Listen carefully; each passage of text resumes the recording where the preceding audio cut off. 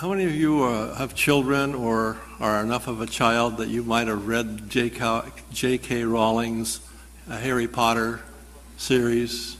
There are a few of you. In the Harry Potter series, the main, not protagonist, but antagonist in the whole series is one Lord Voldemort. He is such a nasty protagonist, such a horrible person, if you want to call him a person. So just scary, horrible, that no one dares speak his name. So it is he who cannot be named. Now, what are we talking about? We're talking here about something that a lot of people, including Hugo Chavez, have been talking about for quite a few years now. It's fourth generation asymmetric war. And whether we like it or not, whether we're prepared for it or not, or whether we want it or not, it's here, it's with us. We are dealing with it. We are engaged in a fourth generation asymmetric war.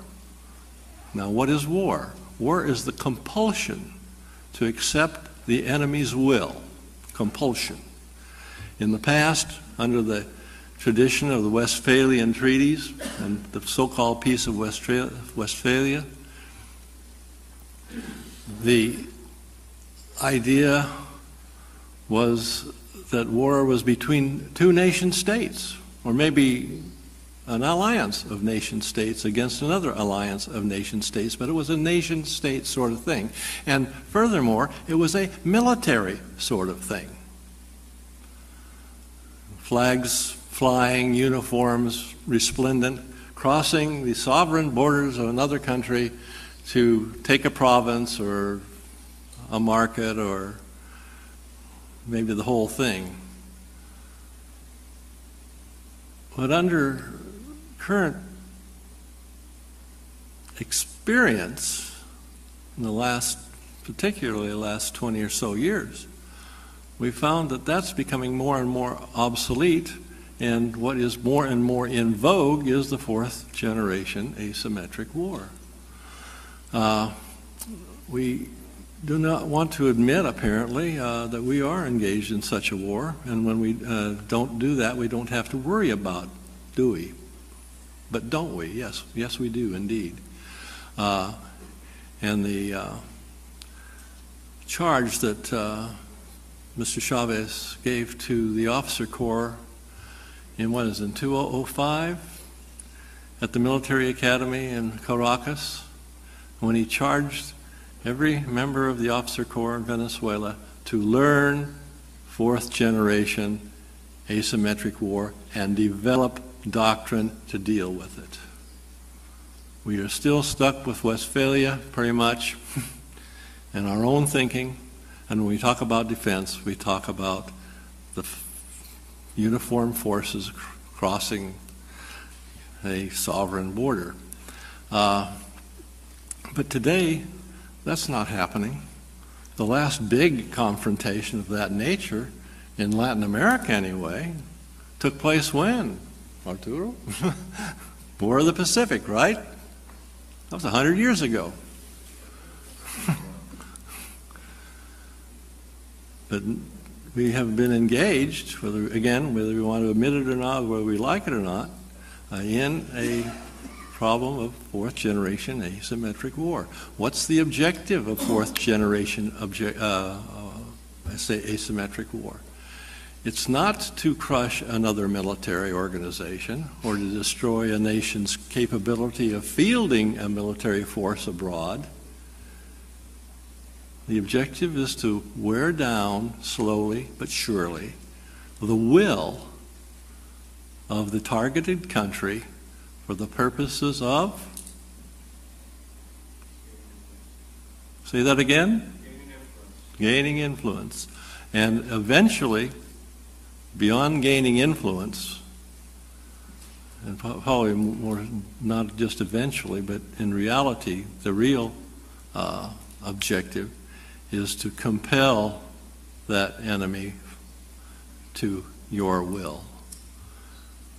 And whether that type of war is as bloody as traditional shock and awe or whatever, whether it's not as bloody as the World War II was, or Korean War was, or some of the other wars that we've all been engaged in were, the fact is that compulsion,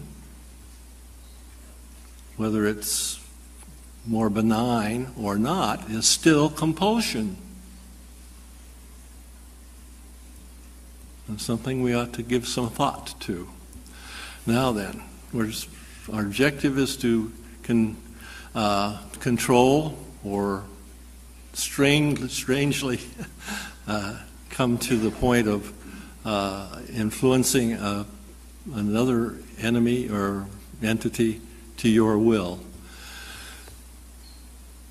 The common denominator in all this is a thing we call destabilization. We don't run uniformed forces across borders anymore, or not very often anymore anyway. And military forces are not uniformed. They're not all male. They're also female. They're not all adult. They're also children. And we've got to understand these things, and we've got to deal with them. And the only way we can deal with them effectively is because, since they are transnational problems, what kind of solutions do we need? Ta-da!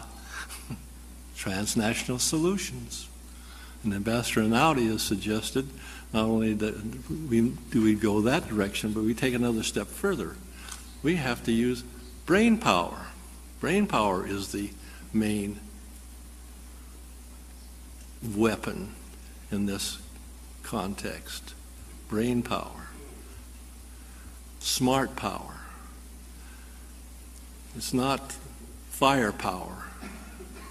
What took down the Berlin Wall? Tanks, artillery, airplanes? No, the German Deutschmark. Ta-da!